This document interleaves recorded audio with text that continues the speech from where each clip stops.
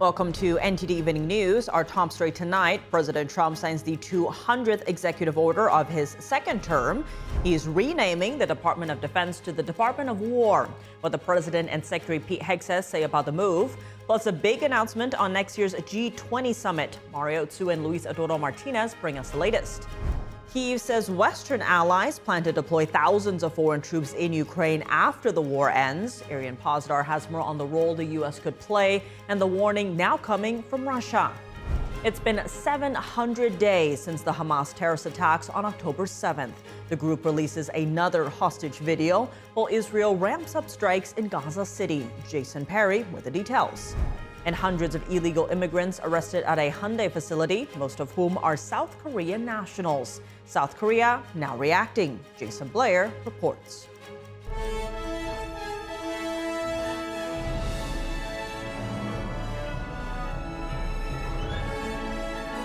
This is NTD Evening News, live from our global headquarters in New York City. Here's Tiffany Meyer.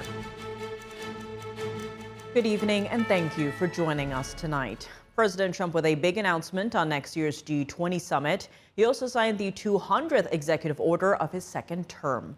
Joining us now live is NTD's Washington correspondent, Mario Tsu. Good evening, Mario. What can you tell us about the president's latest announcement? Good evening to you too, Tiff. The president is announcing that the 2026 G20 summit will be taking place in Miami, Florida. And he says that Treasury Secretary Scott Bessent will be in charge of organizing its agenda. Here's Bessent on why it's really important and significant that the G20 take place in America. Watch. What's important about the G20, President Trump's America First initiative does not mean America alone. It means America leads. So we will be holding the G20 in the capital of the world, Miami, next year to showcase the beginning of President Trump's second term. Will be a year and a half into it. We will have done peace deals, tax deals, trade deals. We've made the U.S. the best place to come start a business. The White House is saying that his Doral Resort will host the summit at cost and that it will receive no profit from the State Department or any foreign government. The gathering is scheduled for December 14th and 15th, 2026. Tiff? And Mari, a big announcement from the Trump administration about the Pentagon today. Tell us about that. Yes, Tiff, a really big name change. President Trump today is signing an executive order renaming the Department of Defense the Department of War, a designation it held until just after World War II. This is the president's 200th EO from this term, and he's signing it on his 220th day in office. Here's what he has to say about it. Watch. I think it sends a message of victory, really a message of strength. We're very strong. We're much stronger than anyone would really understand. Well, I think I've gotten peace because of the fact that we're strong. If we weren't strong, those 7 deals, a majority of them wouldn't have happened. This EO signing is coming as President Trump seems to be shifting his tone on China. In a Truth Social post early Friday morning, the president is sharing a photo of Russia's President Vladimir Putin, Chinese Communist Party leader Xi Jinping, and Indian Prime Minister Modi with the text, quote, "Looks like we've lost India and Russia to deepest, darkest China." These leaders met Monday at the Shanghai Cooperation Organization Summit. And on Wednesday, Putin, Xi, and North Korea's Kim Jong-un attended Beijing's massive military parade together. President Trump, saying he was watching the parade, accused Xi, Putin, and Kim of conspiring against the U.S. The newly renamed Secretary of War, Pete Hegseth, today is saying that words do matter and that this departmental name change is about restoring victory. Tiff, back to you.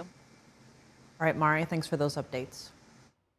The Pentagon rebrand is intended to signal the new posture of the U.S. military and its objective of achieving peace through strength. It comes as tensions in the Caribbean escalate with a show of force from the Venezuelan regime.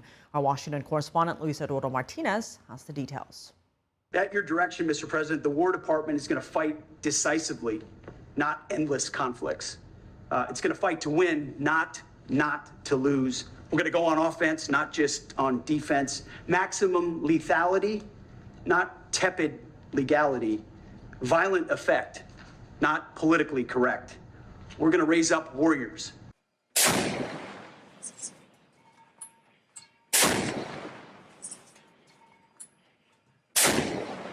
The move comes as the U.S. military shut down a drug smuggling vessel on international waters that had set sail from Venezuela. If you're on a boat full of cocaine or fentanyl or whatever headed to the United States, you're an immediate threat to the United States. And the president, under his authority as commander-in-chief, has a right, under exigent circumstances, to eliminate imminent threats to the United States. And they were hit. Obviously, they won't be doing it again. And I think a lot of other people won't be doing it again when they watch that tape. They're going to say, let's not do this. On Thursday, the Pentagon confirmed that the Venezuelan regime's military flew two F-16s in close proximity to the U.S. destroyer USS Dunham in a move that officials called dangerous and provocative. We are not idiots. We never have been, and we never will be.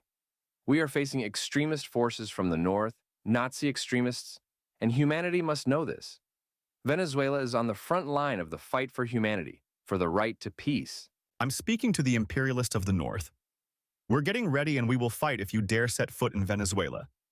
We're watching events around the world. President Maduro, an indicted narco-terrorist, has met with a Chinese ambassador to Venezuela on multiple occasions since the U.S. military buildup in the South Caribbean Sea. And a new floating oil facility from China's Concord Resource Corporation arrived this week in Venezuela. The Russian regime of Vladimir Putin and the Chinese Communist Party have loaned close to $100 billion to the Venezuelan regime in past decades. And the Chinese Communist Party continues to buy Venezuelan oil using Brazilian and Malaysian refineries to bypass sanctions. Reporting from Washington, D.C., Luis Eduardo Martinez, NTD News. A U.S. congressman is urging the Senate to pass the Stop Forced Organ Harvesting Act. This comes after a hot mic caught Russia's Vladimir Putin and China's Xi Jinping discussing organ transplantations earlier this week. Beijing has tried to cover up conversation as human rights groups continue to spotlight China's practice of forced live organ harvesting from prisoners of conscience. NTD's Melina Weisskopf reports. Congressman Chris Smith said bluntly, cruelty knows no bounds, referring to a hot mic moment earlier this week between China's Xi and Russia's Putin. The two leaders were caught discussing becoming younger with continued organ transplants. Xi suggested the possibility of living to 150 years old in this century.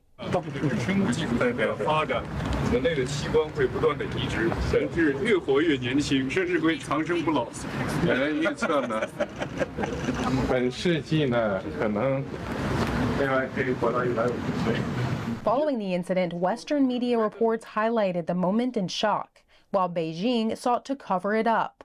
Chinese media outlets have taken down videos containing the clip or covered the sound with music and replays. Russian leader Putin confirmed the talk while adding he didn't pay attention to it. The topic hits a nerve for Chinese Communist Party leaders.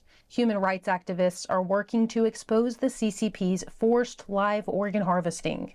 When you do something like this, you think you're getting a great benefit, but you are doing it at a terrible cost to someone else's life. An independent investigation from the UK's China Tribunal in 2019 found the killing for organ scheme to be widespread in China. The report concluded that Falun Gong practitioners have been one and probably the main source of organ supply. Falun Gong or Falun Dafa is a group facing persecution in China for over 2 decades. Congressman Smith told the Epoch Times on Thursday, "My own argument has been that from Xi Jinping on down, anybody in the higher echelon, especially in the Chinese Communist Party, will look to steal somebody else's internal organs through coercion, through death, to extend their life. I can't think of a more selfish and barbaric act to do that." Being committed right now as we meet by Xi Jinping and the Chinese Communist Party. They are murdering tens of thousands of young people, Uyghurs, Falun Gong practitioners, and some others, in order to steal their organs. Congressman Smith has long fought the persecution in the halls of Congress. He's now urging the Senate to quickly pass his Stop Forced Organ Harvesting Act. It passed the House in May. House Speaker Mike Johnson suggested it go at the top of the priority list. Reporting from Washington, D.C., Melina Weisskopf, NTD News. Kyiv says Western allies plan to deploy thousands of foreign troops in Ukraine as peacekeepers after the war ends. Russia is already responding with a warning. Meanwhile, the U.S. continues calling on nations to stop aiding Moscow by buying its oil. NTD's international correspondent Ariane Pazdar has more. The The trade team and the president are disappointed that India continues to fund Russia's Ukraine war, and hopefully it's a diplomatic issue that will have positive developments soon. The unemployment rates have ticked. White House economic advisor Kevin Hegseth comments on what he describes as support for Russia's war machine. The United States previously imposed tariffs on India for its continued purchases of Russian oil. But since Europe also continues buying oil from Russia, India has accused the West of hypocrisy. On Thursday, President Trump said Europe should stop the oil purchases which help finance Russia's war effort. The European Union's energy commissioner now says he agrees. Not only has Putin weaponized energy against us, blackmailed member states, we are actually also indirectly helping finance Putin's war, and that needs to stop. The European Union is negotiating legal proposals to phase out imports of Russian oil and gas by 2028. The energy commissioner says he welcomes U.S. backing for the plan. Meanwhile, in Ukraine on Friday, President Trump confirmed America is ready to take part. President Volodymyr Zelensky provides more details on security guarantees for Ukraine. On Thursday, 26 nations pledged to provide post-war security to Ukraine. This includes an international force on land, on sea and in the air. But not all 26 nations will deploy troops. Some plan to provide guarantees while remaining outside Ukraine. It's not yet clear exactly what role the US will play in the effort. In the next few weeks, we'll talk with each country about what exactly they can do. Russian President Vladimir Putin is criticizing the move, saying the deployment would bring Ukraine even closer to NATO. Putin also has a warning for the troops. If any troops appear there, especially now while fighting is ongoing, we assume that they will be legitimate targets. It's not yet clear exactly how many troops will be deployed, but Zelensky says the number will definitely be in the thousands. Arian Pastar, NTD News. It's been 700 days since the deadly Hamas terrorist attack on October 7th. Meanwhile, Hamas terrorists released another disturbing hostage video while Israeli forces continue to launch airstrikes in Gaza City. NTD's Jason Perry has the update and a warning. This report contains footage that some viewers may find disturbing. It's been 700 days since Hamas terrorists launched a surprise terrorist attack on Israeli communities along the Gaza Strip border. On that day, Hamas killed over 1,200 people and took about 250 hostages. 48 of those hostages still remain in the Gaza Strip, and 20 of them are believed to still be alive. As of now, at least 900 Israeli troops have been killed in the war in the Gaza Strip as Israel attempts to free the remaining hostages and defeat the Hamas terrorist group. On Friday, a billboard in New York City's Times Square marked 700 days by showing the hostages still held in captivity, ending with a video of an emaciated hostage in a Hamas tunnel. On the same day, Hamas released disturbing videos of two hostages, including Israeli hostage Guy Gilboa Dalal. He's seen in the back of a car saying he was in Gaza City, which is one of Hamas's final strongholds. And Israeli forces have been increasing military operations in the city. Liron Berman, who has two brothers in Hamas captivity, spoke after seeing the video. President Trump, if you can hear this, you have the chance to make history, to be the one who brings my brothers and 46 other hostages home. Bring them home now.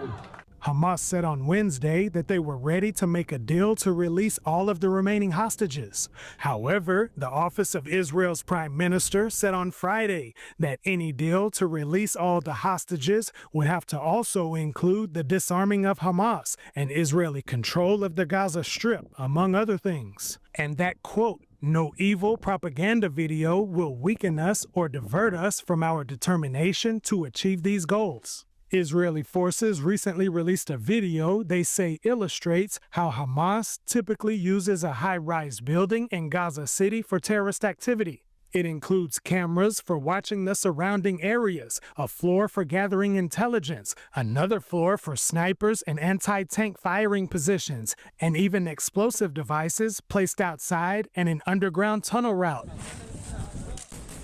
And on the same day, Israel struck a high-rise building in Gaza City. Israel said they warned civilians prior to the strike and used precise munitions in order to mitigate harm to civilians.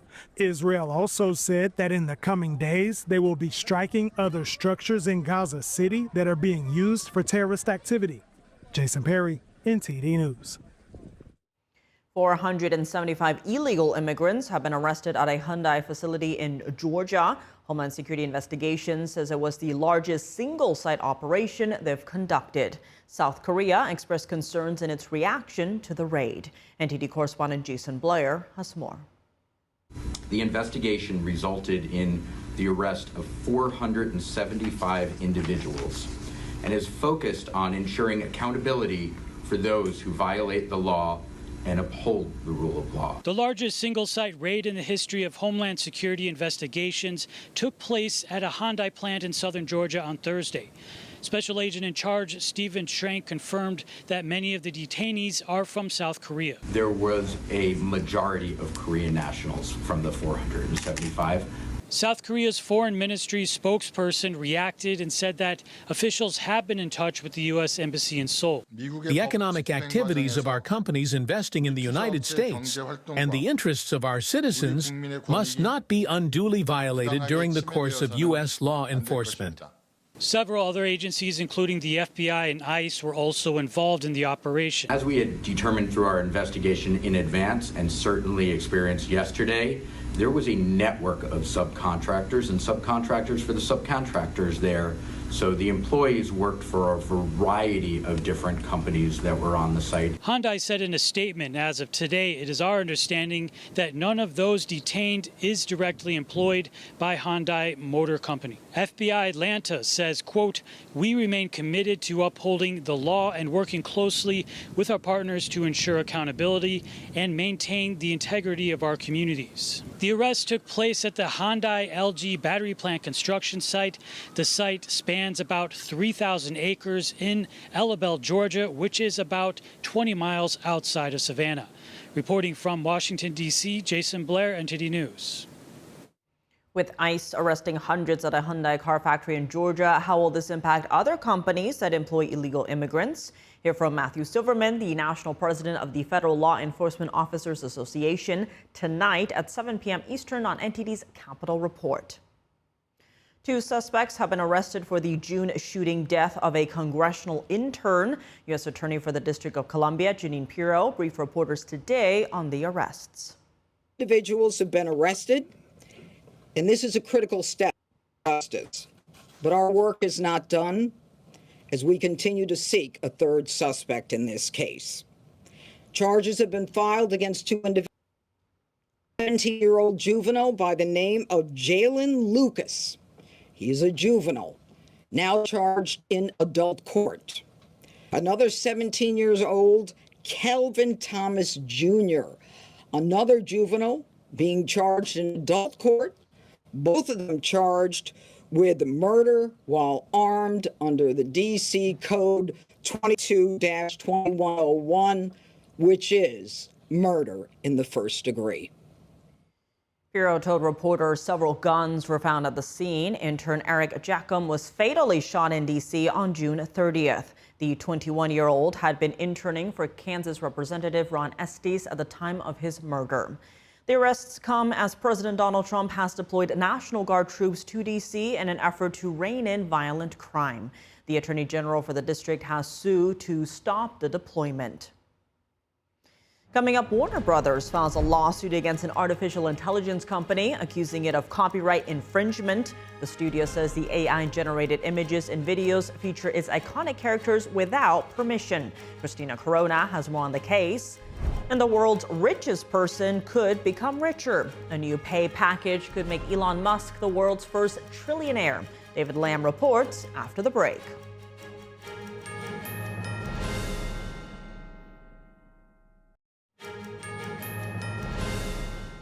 Welcome back. I'm Tiffany Meyer. Warner Brothers is suing artificial intelligence company Midjourney for letting users create images and videos of iconic characters without permission. The studio says it's entitled to over $100,000 in damages per violation. NTD's Christina Corona tells us more. Warner Brothers is suing AI startup Midjourney for copyright infringement, claiming their platform lets users create images and videos of characters such as Scooby-Doo, Batman, Bugs Bunny, and Powerpuff Girls, among others, without permission. The lawsuit alleges Midjourney trained its AI system on illegal copies of Warner Brothers content, allowing users to create images and videos of its characters in, quote, every imaginable scene. The suit also argues that even a simple prompt like classic comic book superhero battle produces high-quality illustrations of DC Studios characters such as Superman, Batman, and The Flash. Warner Brothers claims Midjourney, quote, thinks it's above the law and could easily stop exploiting its original creations just as it restricts violence or nudity. The studio also says the company misleads its users into believing its illegal content is authorized. Warner Brothers is seeking up to $150,000 per violation.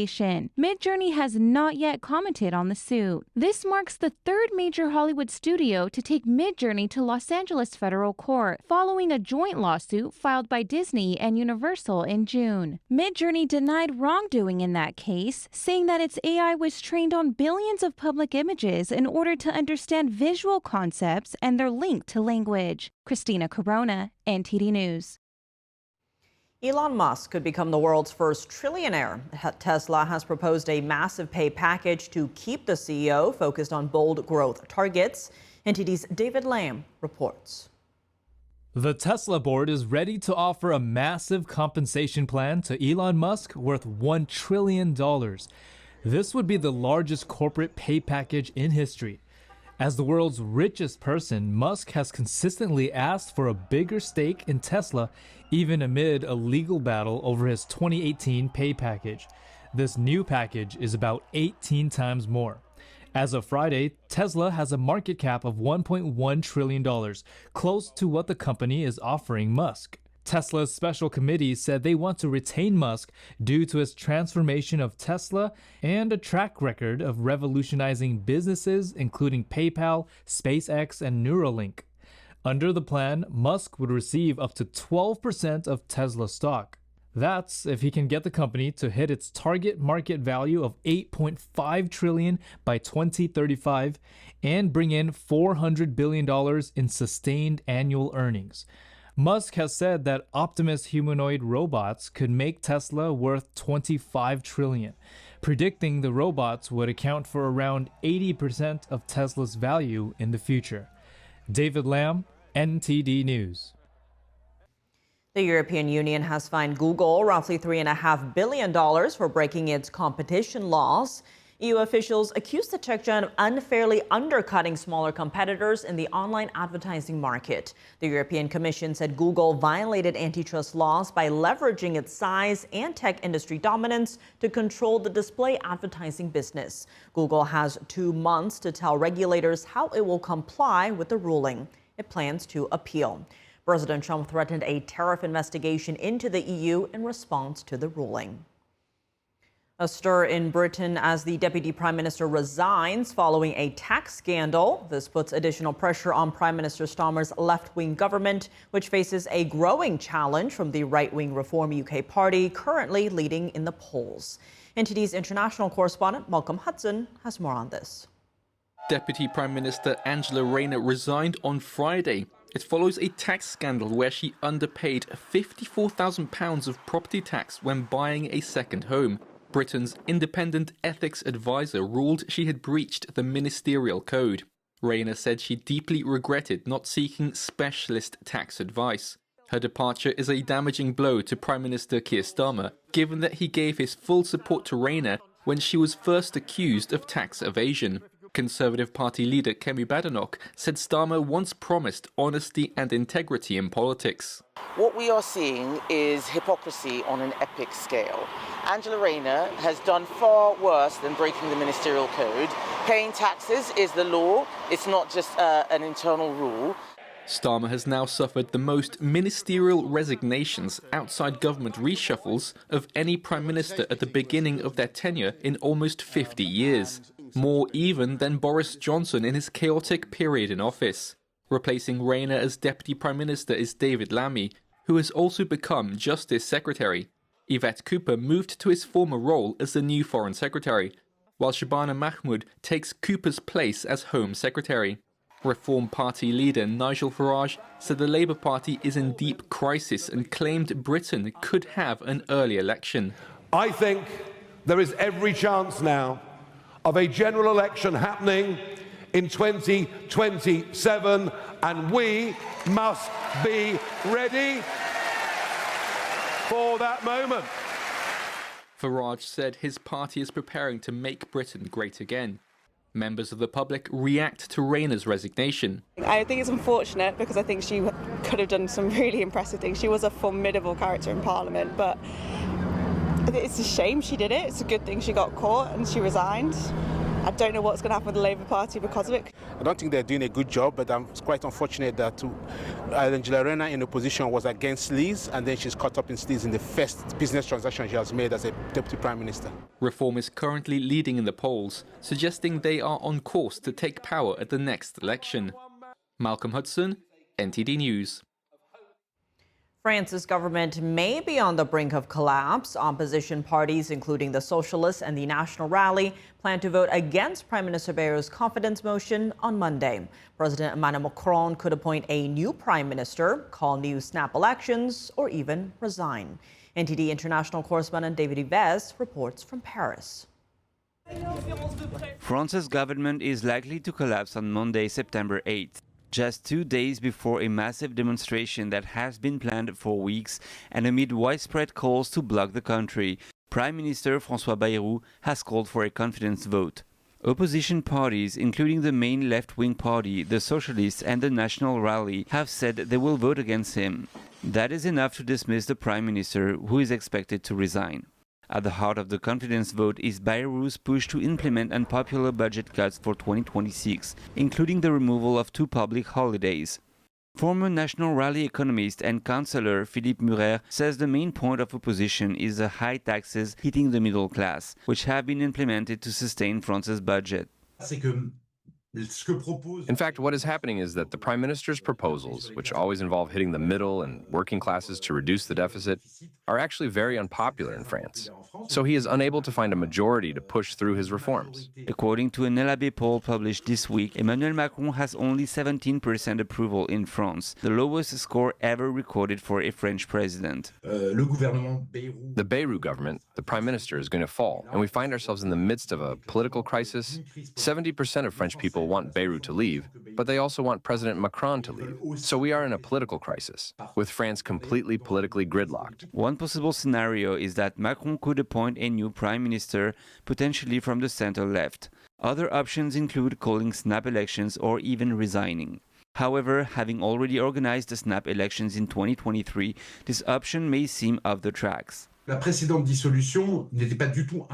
previous snap elections in 2023 were not imposed at all. It was Macron who decided to do it because he had lost the elections, including the European elections. Obviously, he lost them. Now, if he organizes new snap elections, it will be under pressure from the political crisis. The bottom line is that Macron has appointed several governments over the past years, but each has failed to address France's budget under his leadership. And that's why we are in a completely different situation today. France's most significant challenge is the lack of consensus on reducing the country's debt, now at 114% of GDP, and a deficit that was nearly double the EU's 3% limit last year. David Yves, NTD News, Paris. Coming up, the Defense Department is now the Department of War. Foreign policy analyst Bart McCoy joins us to discuss President Trump's rebranding of the Pentagon and what it says about U.S. military strategy when we return.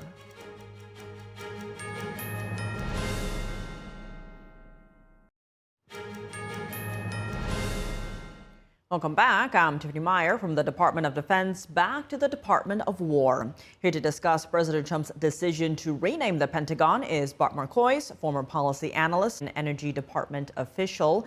Bart, as always, thank you so much for joining us. First, what's your reaction to the Department of Defense being changed back to the Department of War?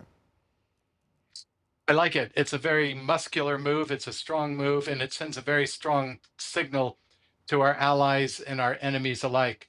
Von Clausewitz famously said that war is the continuation of diplomacy by other means. He used the word politics, but he meant, in today's language, we would call it diplomacy. And he didn't say defense is the continuation of diplomacy by other means. And it changes how people look at us, and it changes how people view American diplomacy.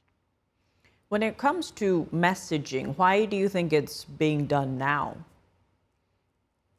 Because the president is going around the world. He's negotiating trade deals. He's negotiating tariffs. He's negotiating peace deals.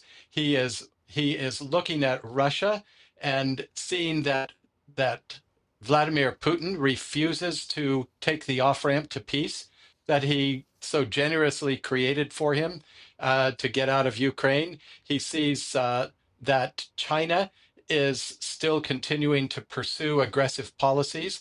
He's worried about, not worried, but he's anticipating potential Chinese moves against Taiwan.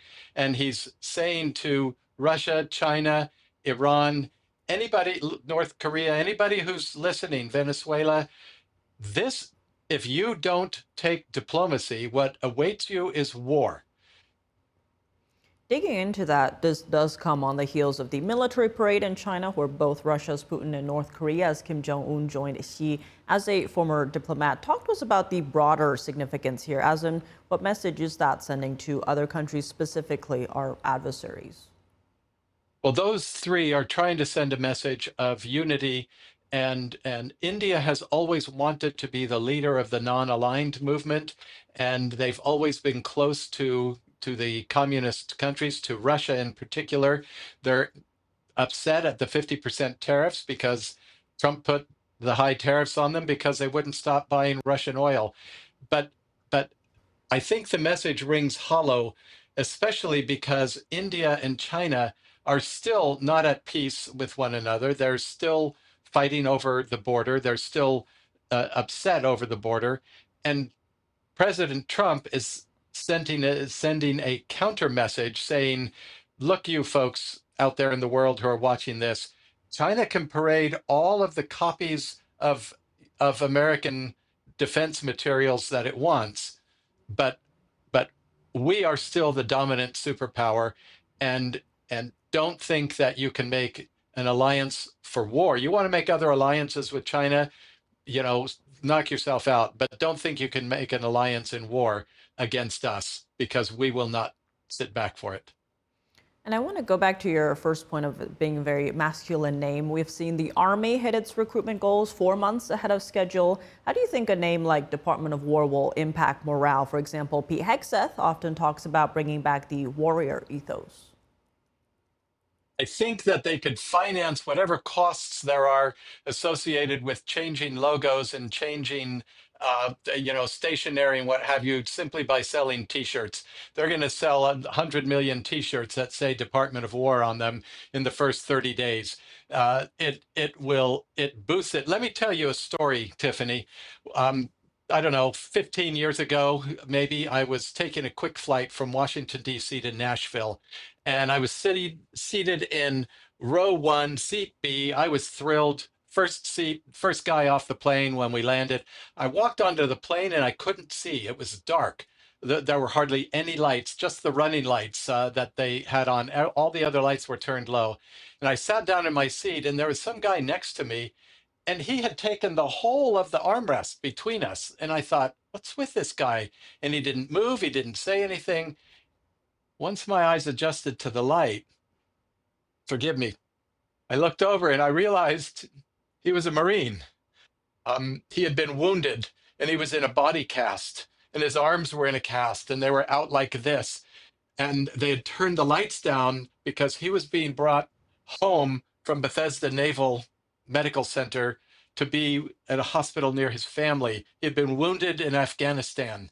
And I started talking to him, and he told me about the rules of engagement. He was wounded because the Taliban fired anti-aircraft rounds at the infantry. Rather than point them up in the sky to shoot airplanes, they pointed them horizontally and fired them directly like machine gun fire, but they were flak. They were anti-aircraft flak at our infantry troops.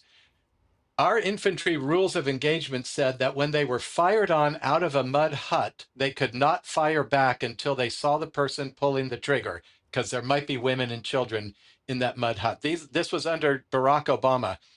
He put handcuffs on our troops. And this guy, I don't know whether he'll ever walk again. I don't know what his life is like. I still have his name and number in my directory. I doubt he remembers me, but boy, I'll never forget him. I'll never forget what a projection of weakness did to that United States Marine and to how many other soldiers. Look at the people you see around you that you know that were wounded in Iraq and Afghanistan because they were sent in there with handcuffs on. This name change is saying to the world, we are not handcuffed. Our commanders are empowered to fight, to win, to wage war. That's what the message is. And yes, that's a very masculine message. And that's going to make people feel confident sending their sons off to war. And given that sacrifice that you just mentioned, and even those who did pay the ultimate sacrifice, how does a name like Department of War fit in with the peace through strength strategy here? Because if you are the biggest, baddest person in the room, nobody goes and picks a fight with you. Ronald Reagan said that 40 years ago. The big guy in the neighborhood didn't have to fight. Everybody knew that if they messed with him, that they would get destroyed. There's a saying that I'll sanitize, fool around and find out. He is sending a message, don't fool with us because you will find out. You don't have to go to war if you are prepared for war. The Romans understood that thousands of years ago. People have understood it for thousands of years. And all President Trump is doing is bringing that understanding here. If you want peace, prepare for war. Bart Marcois, thank you so much for joining us and for sharing that powerful story. Thank you. Good night. And what do everyday folks think about President Trump's decision to rename the Pentagon as the Department of War? NTD's Sam Wong was out on the National Mall in D.C. to hear from the people. President Trump is now seeking to rebrand the Department of Defense back to the Department of War. What are your thoughts on that? Well, I mean, if we're going to engage with somebody, that's what it is. It is war. I don't have a problem with changing the name. It's just a name. The way I look at it, we live in the greatest country in the world. So, let's protect it. I don't agree with that. When I was in the military, and how it's supposed to be is, if I'm not mistaken, is you go in the military to defend the United States. We don't train to go to war. It's one of those things, it's semantics to me. As long as they're there to fight wars and do it as best they can, I'm just for the department. I think President Trump made that change to make more of an emphasis to the rest of the world that, hey, we are a strong country. We're not just here as a defense, but if it needs to be, we will take on the world. Secretary of Defense Pete Hegseth has been talking about restoring warrior ethos in the military. And right now we're seeing like a record number of recruits happening in the U.S. military. What does this reflect about President Trump's priority? Well, I think that, if you're going to join the military, I know there's a lot of support people, but you have your warriors first, and then all the support people behind that. They just want to root out all that weird stuff that people think they can bring, all that, DEI stuff. Well, given the current situation, yes, I think it's important that we have a good professional military, too. And I didn't vote for Trump, but I'm just saying that's what I perceive right now, is that he's comes from a more powerful side. Well, that's who they want to serve under, man. Their commander-in-chief. He respects them. They know that he likes them. He respects them. He appreciates their job. The man doing what he says he's going to do, man. He's doing it. It's almost like a game. You get somebody hyped up, and they'll go out and run through a brick wall for you.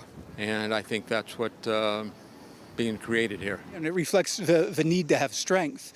The feminization of the military was never going to be a good thing. It couldn't be a good thing. They are not there for feelings. They're not there as an equal opportunity organization.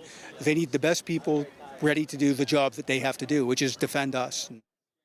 Coming up in the NFL, the league pits two of their best teams against each other tonight in a game played over in Brazil. Dave Martin joins us to discuss when we come back.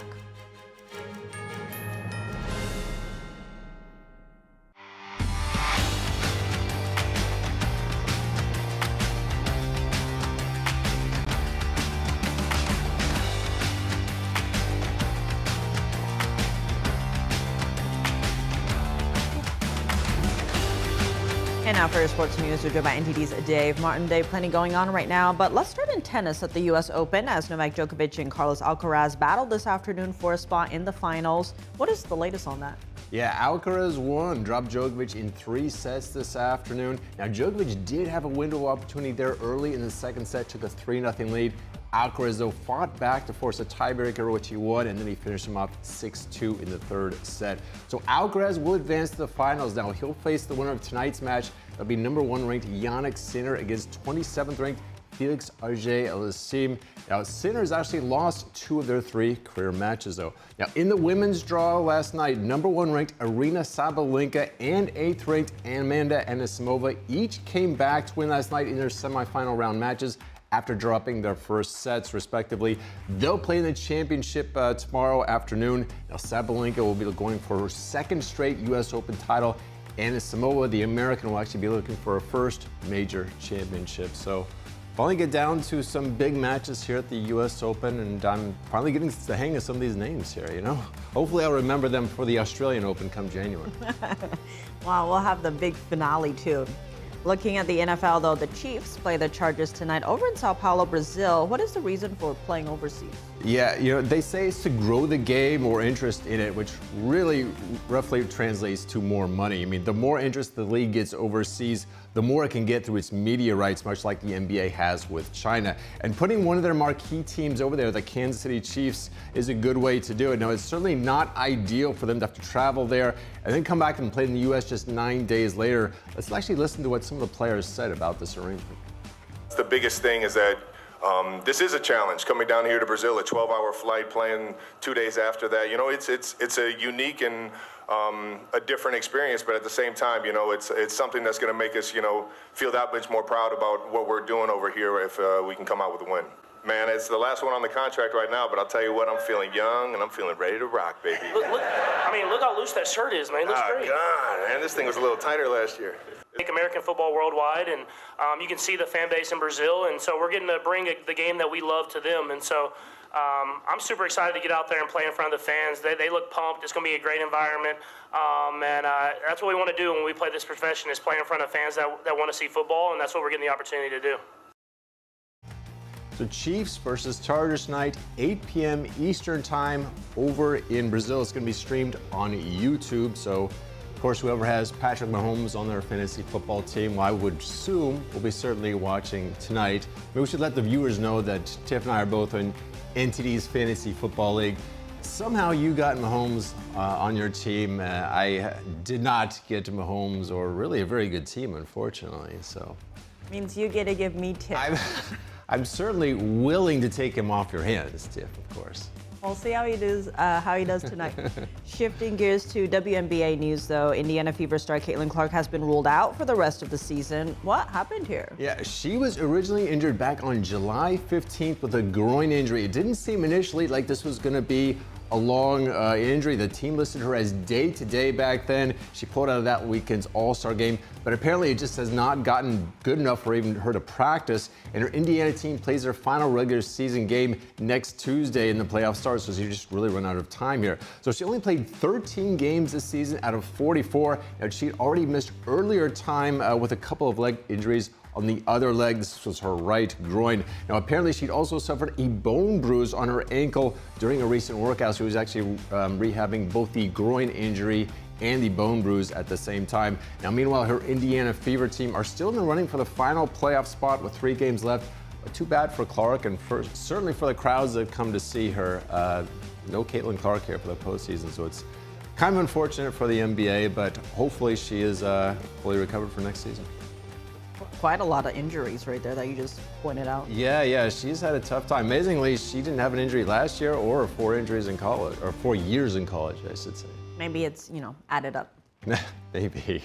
Well, looking at baseball news, though, Yankees All-Star Aaron Judge will play the outfield tonight for the first time since late July, back when he suffered an elbow injury. What is the advantage to the Yankees to have him play the field instead of being the designated hitter? Yeah, the advantage is they get both him and Giancarlo Stanton in the lineup. It's really their best 2 hitters, especially against left-handed pitchers, without having to play Stanton in the outfield. Now, Stanton is normally their designated hitter because he's had a buildup of injuries over the years. But Stan has had to play the outfield a number of times here recently because they didn't want to aggravate Judge's elbow injury, having him play in the outfield and having to throw the ball and everything. Now the trade-off, Stanton's defense out there and the higher probability he could be injured was not really what they wanted. I mean, Stan's playing out here over the past month was his first time since 2023.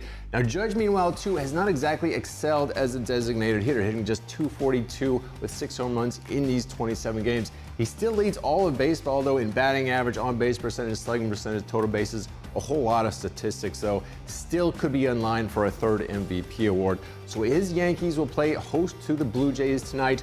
Blue Jays lead the Yankees by 3 games in the American League East Division. So we got that game tonight, and we got your football game there, Tiff. So big night for you, right? 8 p.m.